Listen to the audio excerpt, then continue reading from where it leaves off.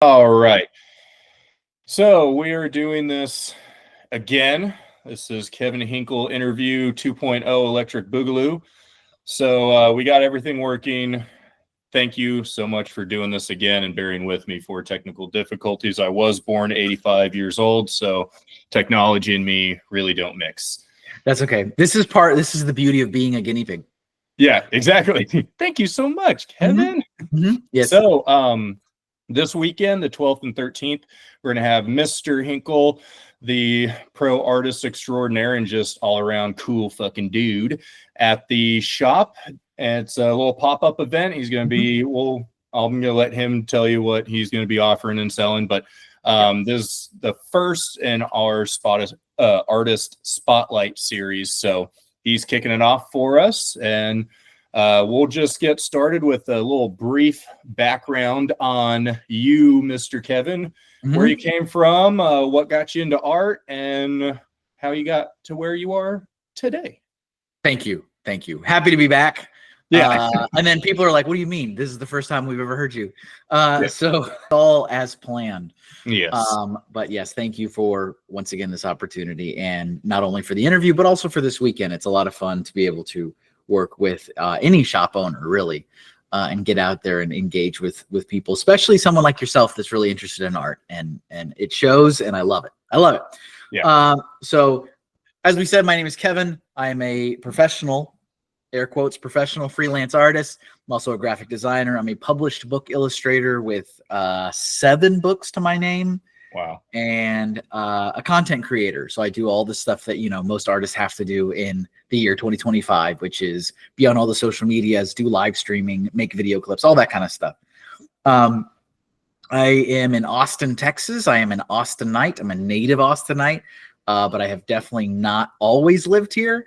I grew up here. I was born here. I lived here until I was 18, and then I moved to Denver for college, which I'll discuss in just a minute. But I've also lived in Phoenix, and I've also lived in Hartford, Connecticut.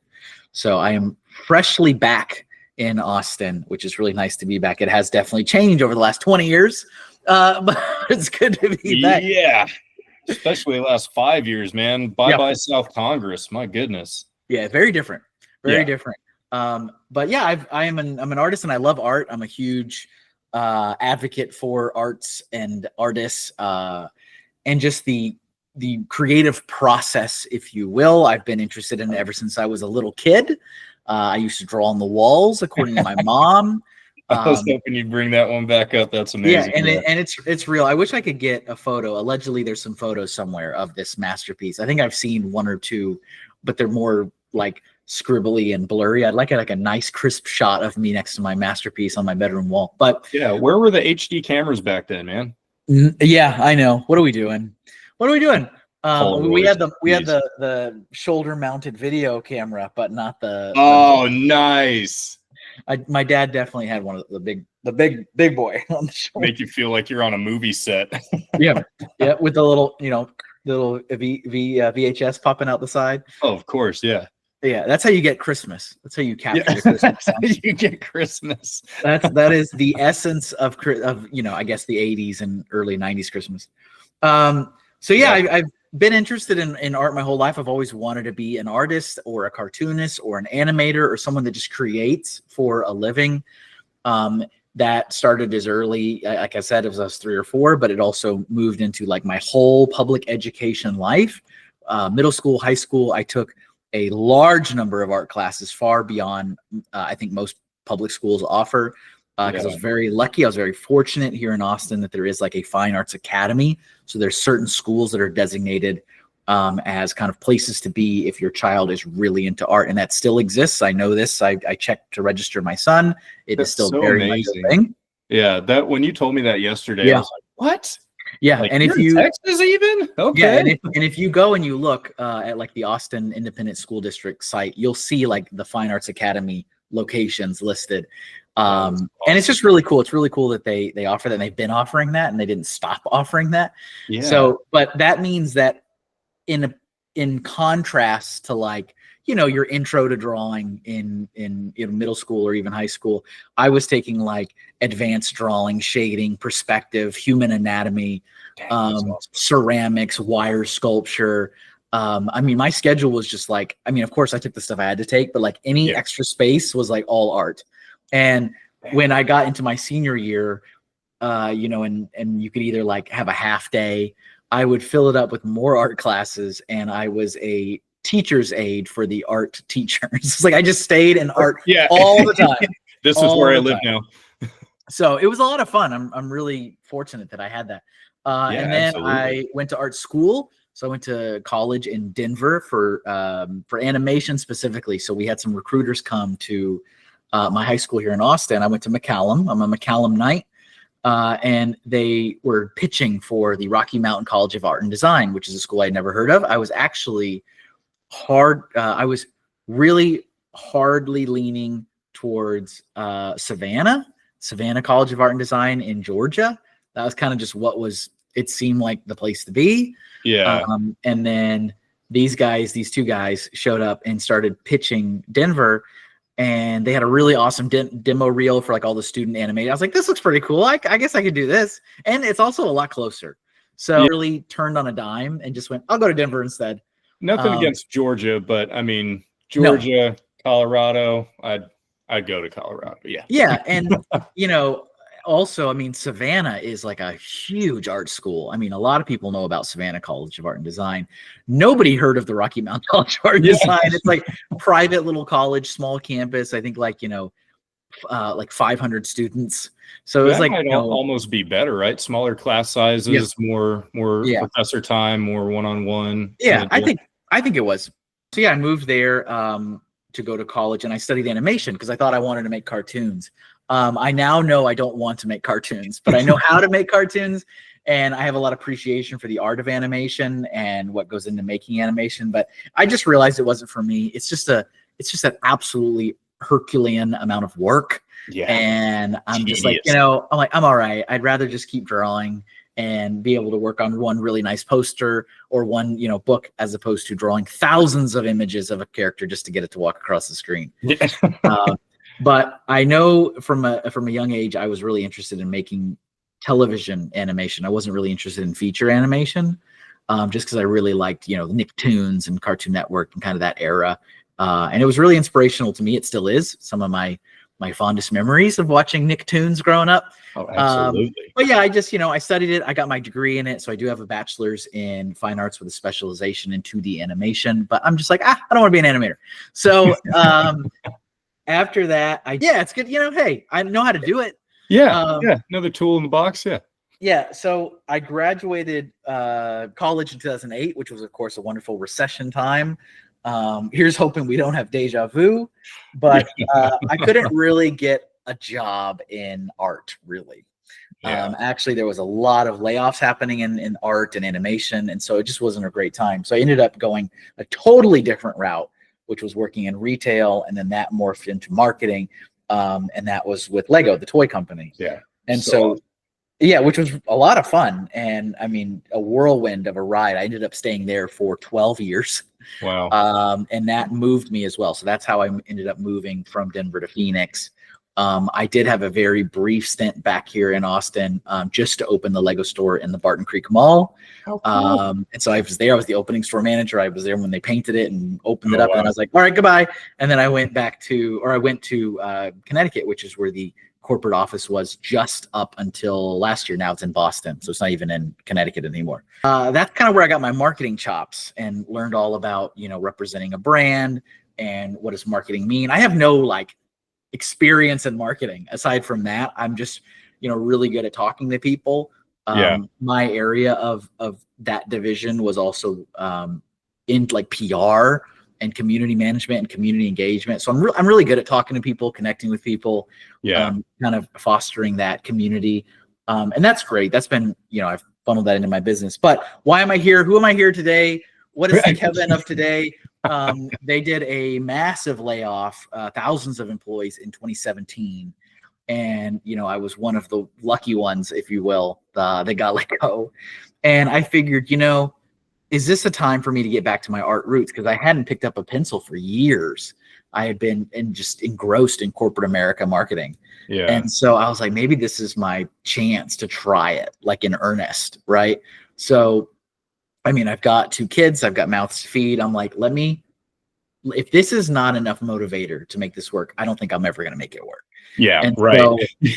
So since then, since 2017, 2018, I have been self-employed and trying to make this work on my own. And that is through all the different things you can imagine: freelancing, commission work, live streaming, like ad revenue, going to events, artist alleys, Comic Cons, horror cons, pop culture events, crafter fairs, farmers markets, and then doing, just all the different types of like print on demand platforms that exist: TeePublic, Redbubble, Threadless. Like, just, in the self-employed artist world, you have to have like 500 revenue streams just to make it work. Right. And so I'm doing all those things. And, I wouldn't say that it's like I'm a smash success and I'm all great. I mean, it is a struggle. It is very difficult. It really relies on, what commissions are coming in, or if the show season is good or if it's bad. But, I'm still here. I'm still here and I'm still doing it. I don't know if I would necessarily trade it. I would like to be more successful, but I don't know if I would trade the path I've taken. More money would be great. That would be swell. Yeah. No, and that's, I think, I love the, art. Of course, I'm a huge fan of art. I love artists, We can tell. We can Yeah. all tell because you post and you share and you reshare. I think that stuff means so much. Oh man, I love it. I've lived in the big shadow of my older brother my entire life, and he's just such a heavy hitter of art, and I've seen how hard he's worked, and it's given me such an appreciation for what y'all do and what y'all go through to do what you do. And I just respect anybody who says, screw you to the corporate world and goes and does their own thing. I think that's absolutely phenomenal. I had that light bulb moment a little later on in my career, but I got there, and that's all that matters. So I love that you're still doing a good job at it. And bills are paid. Bills are paid. Don't worry about my credit card statements. Next question. Hey, if you don't worry about mine, I won't worry about yours. We have an arrangement. We have an agreement. Yeah. Don't worry about it, guys. Don't worry about it, guys. So you had talked about, and we had talked about yesterday, your love for being a Nickelodeon kid. And so what were your favorite cartoons, just overall favorite cartoons growing up? And then which ones were the most impactful to you with regards to your art? Which ones inspired you the most? Which ones kind of gave you that boot in the butt to make it your dream and your goal? Sure. So I have I didn't think of this yesterday. I have a print here. I have a visual aid to guide me. Perfect. So this is both an answer to your question and a sneak peek at some of the stuff I have available for this weekend. This is one of the art prints I did. This is my 90s cartoon color wheel. Freaking love it, man. This was like a take on a trend in 2023 where there was a color wheel and artists were like putting different characters of whatever, video game, cinema, film, doesn't matter. And it'd be like, oh, what's something that's yellow? What's something that's red? And so I was like, I'm doing 90s cartoons because that was like my era. And this is a great representation of some of my favorite cartoons that just happened. Oh, just saw Wacko in the bottom corner. Oh, that's funny. And yeah, that was a funny little joke because like he has no color. He's just black and white. So he's giving and I know it's a little blurry because I've got effects on, but he's like, what are we doing with these guys? What the heck, guys? Come on. Definitely some of my favorites here. I was a big Hey Arnold fan, Doug, Cat Dog, Ren and Stimpy, Real Monsters, Courage the Cowardly Dog, Rocco, Freakazoid. These are very influential cartoons to my childhood. One that's missing is SpongeBob. I'm a huge SpongeBob fan. I'm a massive SpongeBob fan. I've always been a huge SpongeBob fan.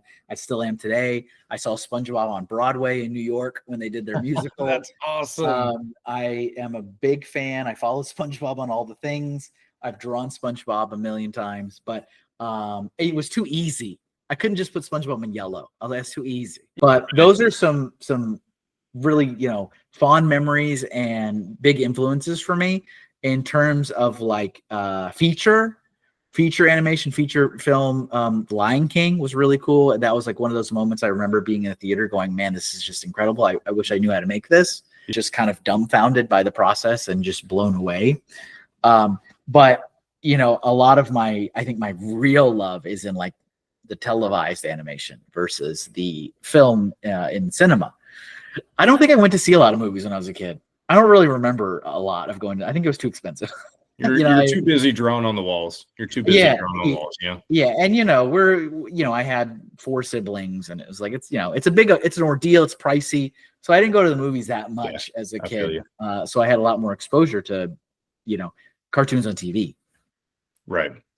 That's awesome. So apart from SpongeBob aside, are there any cartoons, newer cartoons, more contemporary cartoons that you're really, really enjoying, whether it's the artistic animation side of it or just the artistic storytelling side of it?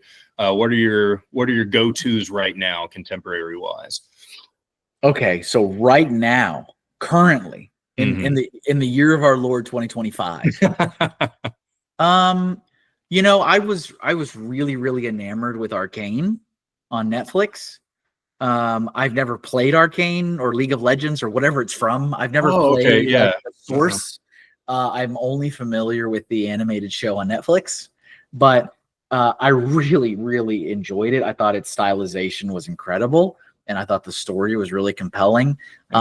That being said, I have not watched season 2. I've only watched season 1, but I really, really like that. Something else that's kind of making a resurgence now is kind of the universe of Avatar, and that's not James Cameron's Avatar. That's Avatar: The Last Airbender, the good one, the good one. And that is definitely like one of my all-time favorite animated series was The Last Airbender, and I also really enjoyed The Legend of Korra. I thought both of them were really good. That Avatar universe. I know that they have recently formed a animation studio. I think it's like Avatar Animation Studio or Avatar Studios. And the 2 original creators are, you know, they've released public statements saying that they're making more Avatar universe content and more shows. And I'm really excited. I don't know what shape that's going to take, but I loved watching those series when they were out. It's not really super current, but there should be something current. Yeah. Because they're working on it. They're working on it right now. I don't know what it is, but I like it. Yeah. And let's see what I also really liked the Super Mario movie, but I'm a hardcore Nintendo fan. So I really, really loved the way they went about that. All the references, the musical cues, the updated, refreshed, bright, vibrant look to all the characters. I loved it. Looked Absolutely amazing. Yeah. Yeah.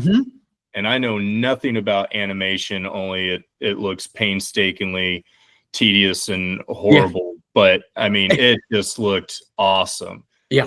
And which actually made me think of this random question. So sometimes my brother sees things through a very different lens, as I'm sure you do as well. And so he will, even if an animated movie or show isn't written well, he will still love it if it's animated well. And he'll recommend something and I'll watch and be like, oh, that wasn't great, Tyler. What are you talking about? And he'll just go on a rant about how amazing the animation was. And he goes, I guess I wasn't paying too much attention to the story, but the animation is fantastic. And so I was wondering if you ever kind of do, you know, make concessions if the art kind of takes over the story. So yeah, I think when I think of that, something that comes to mind for me was the Star Wars Visions, and that was on Disney Plus streaming service. But it was, I think there's 2 seasons, maybe 3, where it's anime, right? It's short stories in the Star Wars universe. Maybe there's 2 and they announced the 3rd. But yeah, I think it's some of those are just like breathtaking to look at. Like, I mean, absolutely like my mouth's open just watching it. Yeah. But like, I don't care at all what the story is. I'm like, I don't know what's happening. I don't care. But it just looks incredible. And then also some of them have incredible stories. But Yeah. like that is something that when I think about that question, like, is there something kind of making a concession? I don't know if it's necessarily a concession, but I'm just so blinded by how beautiful everything looks and the fluidity of some of the motion in those shorts that Yeah. I'm like done with it. And I'm like, was the story good? Like I can't remember. Like I honestly happened? can't even remember. And there was a few like that I remember watching that I just thought like there was one called The Twins, I believe. And it's like a brother and sister. One's good, one's bad. The sister's like Sith, the brother's Jedi, and they have like a lightsaber fight on like outside on a Star Destroyer. Like they're like standing, and I'm like, I remember being like, this is the most beautiful thing I've ever seen. It doesn't make any sense. I don't know what's happening. Like, they have like no prosthetics, no masks. They're just like outside in the vacuum of space. The Force, you know, and like the Force. Yeah. standing on a Star Destroyer. And I'm like, this is so beautiful, and it makes no sense. Yeah. So that's I mean, I do recommend it if you guys haven't seen it. I think they're really beautiful to watch. I think I did have to watch through them all like twice because I was so dazzled the first time. I needed to be like, okay, what did I actually watch? Like watch it again. And there's definitely some that are like duds, like story wise. I'm like, that was dumb. That's gonna happen. But they all look amazing. Yeah, I've only seen a few of the first season a while back, and my memory is just absolute trash. So I can't remember a lot of it. So if you could animate or illustrate, whether it's in comics or television animated series, is there a character, like a dream character, that you would love to be able to illustrate or animate, whether, jump on board and illustrate the comic or jump on board, animate an episode or two? That's a great question. Wow. So I'm gonna answer it, but I'm gonna take it a slightly different route. I like it. I would die a happy man if I could in any way artistically be a part of the Legend of Zelda. Nice. I'm a hardcore Legend of Zelda fan. I already mentioned earlier, I love Nintendo. I love Nintendo games. I love Mario, Donkey Kong, Star Fox, Kirby, Zelda, all those things. But like Zelda is such so I like fantasy. I like Lord of the Rings. But like Zelda was such a huge part of my childhood. I've played like every Zelda game. But if I could in any way be a part of like concept art or like background art or I don't know, I don't care. Prop design, sword design, like costume, like I mean the most lame things possible. I would die happy. I'd be like, I'm done. That's I'm done. Awesome. I mean, there's other things that it would be like a huge honor to be a part of. A graphic novel or animated show, but like that would be like transcendent if I could be a part of I mean, really any kind of Nintendo property. But, in some way, shape, or form involved with anything Legend of Zelda related would be insane. That'd be a little out-of-body experience. They would. I would have my Kevin, look what you're doing. I would have my Doctor Strange moment, right? Where the ancient one, just like, and then all of a sudden I'm like floating in a mist. Where am I? Yeah. And then you'd probably get jealous of your physical form and start trying to get back. Yeah. Like, no. Need to soak this in.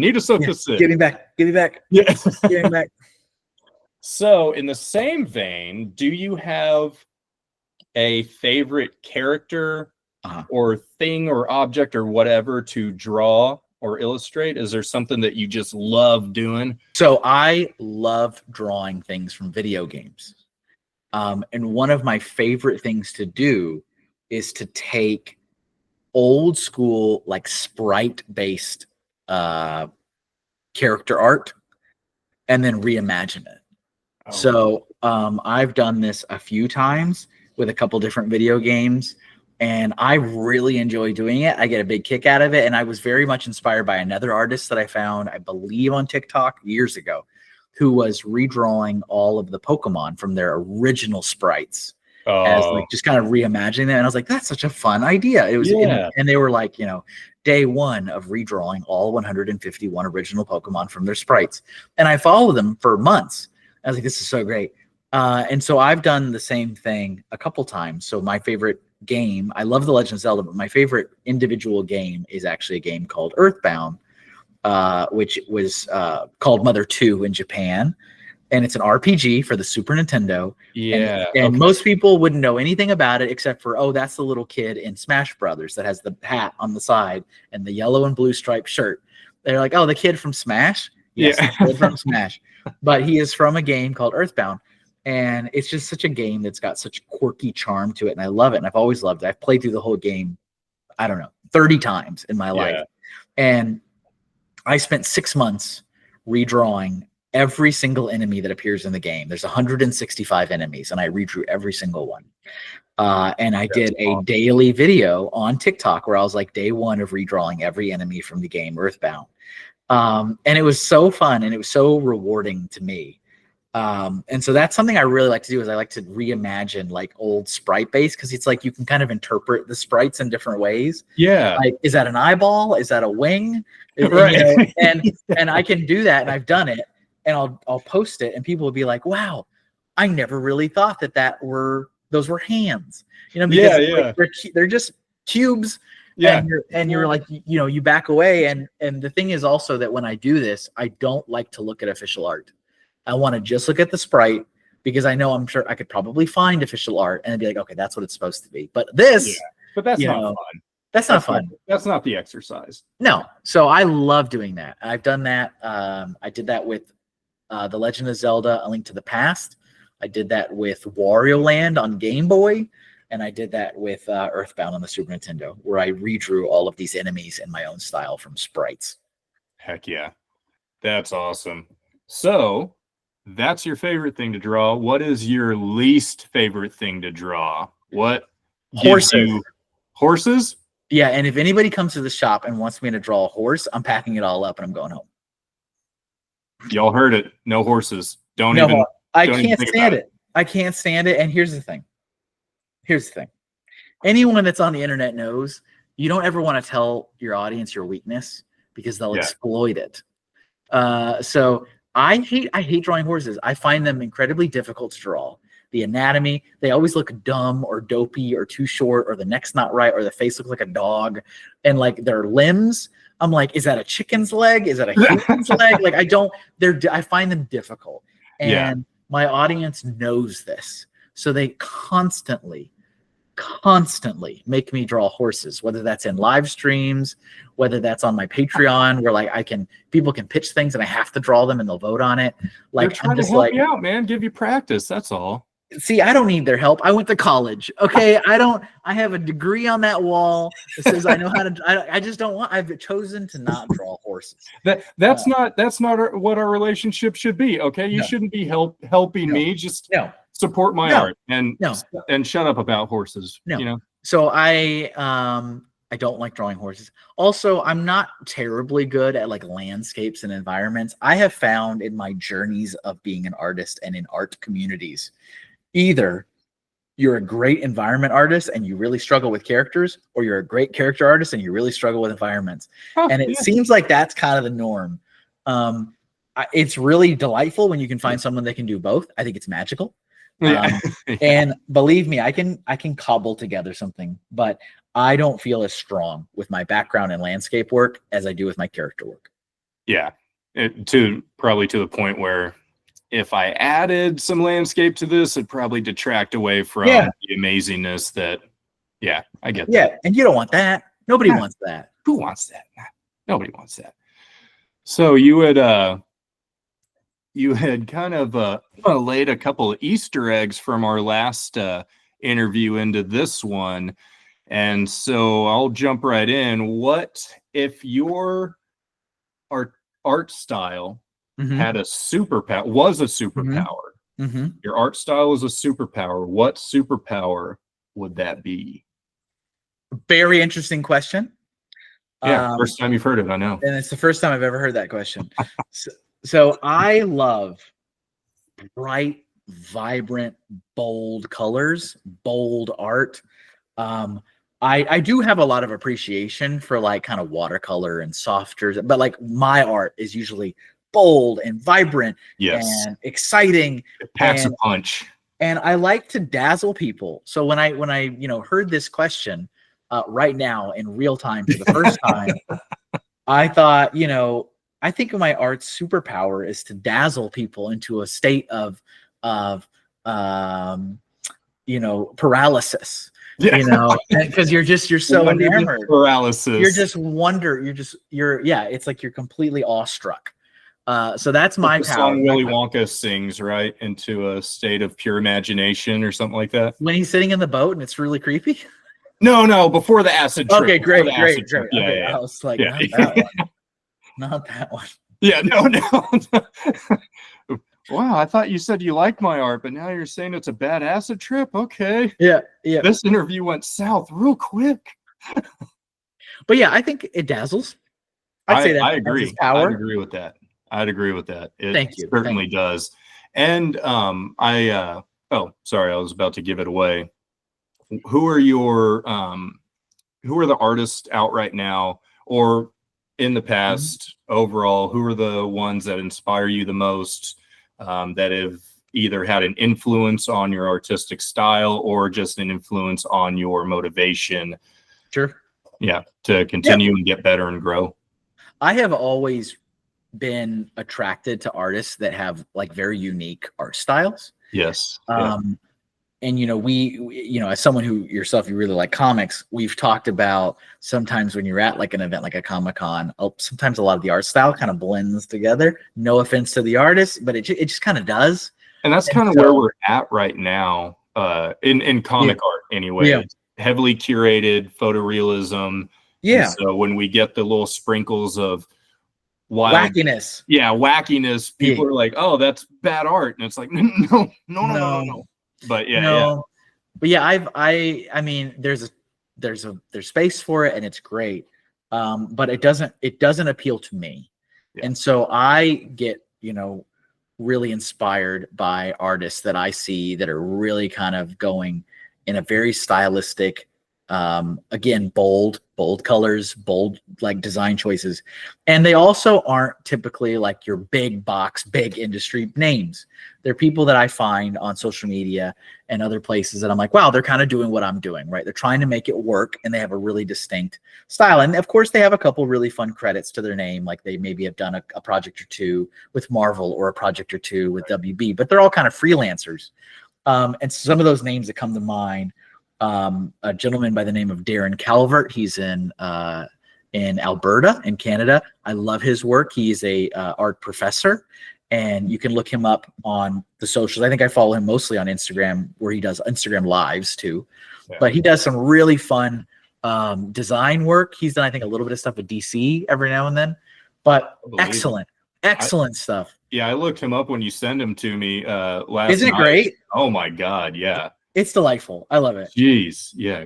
And his lives are really fun. Like he'll just sit there and put his camera down. He just talks and draws, and he uses, Copic markers a lot and like alcohol-based marker, and it's just great. He also does like a lot of like craft beer labels and things. He's a great guy. He's a great guy. I love the style, love the art. Also, another gentleman by the name of Nuri Dur, N-U-R-I, D-U-R-R. Not his real name there's no way it's his real. I actually don't know his real name. But Nuri Dur, also his like handle is Action Hank Beard, which is a Dexter's Lab homage. But he also has an absolutely incredible style. I've got some prints from him back here on my wall. I've got some originals from him as well. The same thing for Darren. I have some of his work too. That's how you know when you're surrounded by art all the time. Like, what do I choose to put on my wall is kind of important. Right. So, his stuff is also really, really great and really fun and bright and vibrant. And those two guys inspire me a lot. Another name that I remember, I mean, there's so many names that, you start to forget them, but Megan Ruiz, she does some really fun stuff. She does like really cutesy things. I think she goes by Megan Ruiz Art online. She did some concept stuff for the Mario movie too, which was really cool. Oh, sweet. But yeah, she has a really fun style. like, she'll use like mediums, like, crayon and stuff to color it. And it just makes these pieces have this like personality to it. Yeah. But it's all cutesy. It's like cutesy things and like smiley faces and derpy stuff. But it's just like, it's got this personality to it. And I love the mediums she uses. Yeah. And she also does a lot of like videos on her socials about, here's how I did it. And here's what I recommend you do as an artist. I have a big affinity for artists that try to help other artists. It's like, Yes, absolutely. I don't like gatekeeping information. I don't like any of that nonsense. It's like art is subjective. People are going to like what they're going to like. Yep. So you don't need to like hide who your manufacturer is for print orders. Like, it's just stupid. Like, yeah, it makes no sense. We can all order the same stuff and the people are going to like what they're going to like. Yeah, it's not going to make a difference on what they're going to like. Absolutely. Absolutely. So, I mean, there's hundreds, if not thousands of more artists that I follow and I get inspired by every day. But those are like some names that are like the top of my list. Yeah.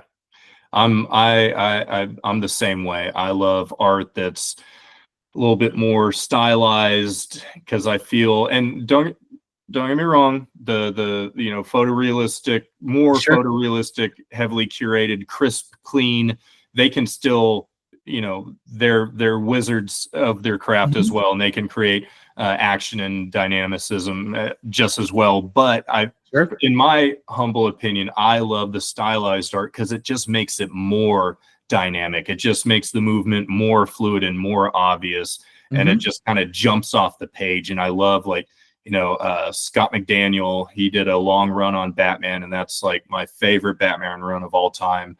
Bill Sienkiewicz, Joe Madureira, Ed McGuinness, stuff like that. Just, give me some style, I'm the same way, man. That's awesome. I feel like, at least in comics, it's kind of like a pendulum. We'll get a heavy cast of stylized artists, and then the next decade we swing over here and it's like, okay, that was wacky and wild. Because it's different. You're always trying to be, have some variety. And so if it's all heavily stylized art, well, the heavily curated kind of photorealistic style is going to pop out a lot more in the sea of style. So yeah. Agree. Well, here. Yeah, here. Huzzah! Another. Yes. Oh, sorry. I just woke up my big fat cat here and he got pissed. Well, let's wrap this up for you. If you could just give all the listeners, viewers, and market attendees and your fans, let them know what you're going to be offering at the comic shop this weekend. Yeah, so I'm going to be bringing kind of like a mini setup of what I would normally set up at a Comic-Con. And so I will have books. As I mentioned earlier, I do have a couple books to my name. Notably, I have my children's book series. So I don't know, hey, let's not keep it to just the adults. These are some of my younger reader books for like 5 to 9. There will be plenty of those coming through the shop. They're there all the time. So that's awesome. These are my kids' books that are for, kiddos that want to grow up and be YouTubers when they are older, which is every child. I do have some of my art books too that just have a collection of things that I've drawn, inspirational stuff. So I'll have these with me. Perfect. I also got prints. I showed off the 90s cartoon color wheel print already. I'm in love with that one. But I've also got a brand new print for this year, my Star Wars retro print. Oh, yeah. I saw that when you posted it. 2025 on that tag there. So this was just made. I just made this for an event called AllCon in Dallas, which was just a few weeks ago. So this will only be the second time in person that people can get this. Ooh. We've also got my favorite comic character, Spawn. Oh yeah, that is such a good one. This one, thank you. And this one was drawn for the Spawnuary contest in 2024, where you could have potentially have been a variant cover. Obviously, I didn't win, which is why I'm selling this as a print. Got robbed. Well, thank you. And then also for our comic lovers, I got this Batman and Joker Dark Knight edition. Look at Batman's like super crisp, and the rest is blurry. I love it. Look at that camera doing its action there. You can also display it either way. That's so awesome. So I've got a few more. I've got, a little bit of video game stuff. I've got some horror themed stuff. And then I've also got some decals. I have waterproof, weatherproof, UV light resistant, scratch resistant stickers. So I've got stuff like Eddie the Eagle for any of the scouts in your life, Cub Scouts, Boy Scouts. Oh, perfect. We've got Mrs. Pac-Man. Love it.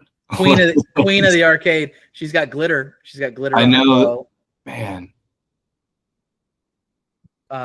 Perfect for your art style. Thank you. Samus from Metroid fans with the holographic material. That is great. And these are just a few. I have about 20, 30 stickers. Jack and Sally from The Nightmare Before Christmas. Amazing. And rollerblader Barbie with glitter. That's so awesome, man. Oh yeah. This is gonna go well. This is gonna be a fun time. This is gonna be awesome, man. I hope so. And I do take commissions.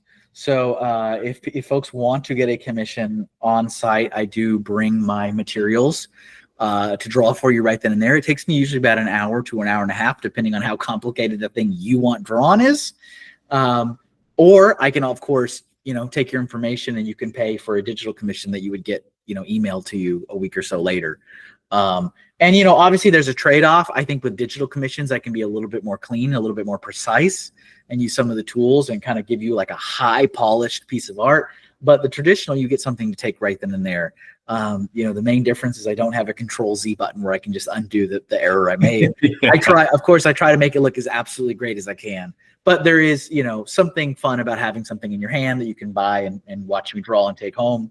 Absolutely. And I'll have, sketchbooks that I can do just whatever you want on just a clean piece of paper, clean piece of cardstock. But I'll also have some blank comic sketch covers if you wanted to do that. And I've got Power Rangers, I've got G.I. Joe, and I've got Teen Titans Go. I picked those up last weekend at a comic shop. Just like I thought maybe someone might want something drawn on one of those. That's a great idea. And you can just talk to me. If you want to just talk to me, you can ask me questions about art or anything video game related or children's literature, anything and everything. I do have some fun stuff coming up. I mean, I've got we've got 2 books in the kids book series. We have a 3rd one launching on Kickstarter in like 2 weeks. So if you want to talk about that, we can talk about that, or we can talk about 90s cartoons. Everything's on the table. And that's what the comic shop has become, just a cool hangout space for people a melting pot. Yeah, absolutely. I call it the nerd barber shop. Yeah. There you come go. in, everyone's family. You talk to everybody. Everyone talks to everybody. It's amazing. So are you going to give me a haircut while I'm there? Huh? Are you giving me? Yeah, I can. You're not gonna like it, but I can. Oh, okay. It's all just it's just buzz. All of it. It's like, yeah, just take it all off. Phrasing, context. Mr. Kevin Hinkle will be at the shop Saturday and Sunday. Saturday, a little bit later start because it is Saturday and it's a little slower to start on Saturday. So probably around 10:30 to 11 until it just dies out. And then Sunday, all day, 9 to 5 or 10 to 5, whenever you want to show up. All righty. It should be good. Thank you for the interview. Thank you again for the opportunity to come hang out. I hope this is the first of many. Yes. I am very excited to see other folks that you can connect with, other artists and creators to get into the shop. I am happy to be the guinea pig, but I certainly hope I'm not the last. I do not think you are. I got a few people lined up already, and I'd love to have you back because this is going to go well. It's going to go great. Yeah, so it is. This weekend, y'all come out, support local art, support amazing professional artists, hang out, chit chat, and see what this man can do. He's a magician on the tablet and on the paper. So well, thank you. Come out and see us. Yes.